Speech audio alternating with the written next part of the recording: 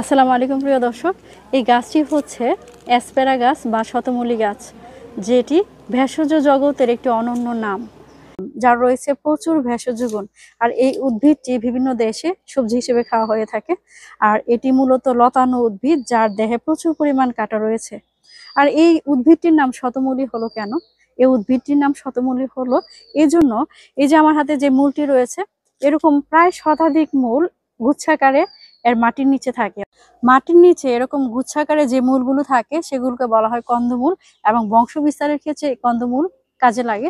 তাছাড়া এর ফুল ফল হয়ে থাকে, এবং ফল থেকে যে বীজ হয় সেই বীজও কিন্তু বংশ বিস্তারের কাজে লাগে। শতমূলী গাছের প্রতিটি অঙ্গই গুরুত্বপূর্ণ।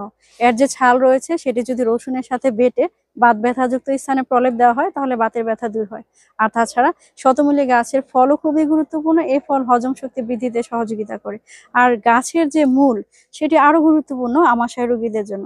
যারা আমাশয় রোগে ভুগছেন তাহলে এই শতমূলী গাছের মূলের যে রস, সেটি যদি সকালে বিকালে 3 থেকে 4 চামচ খেতে পারেন তাহলে আমাশয় রোগ দূর হবে।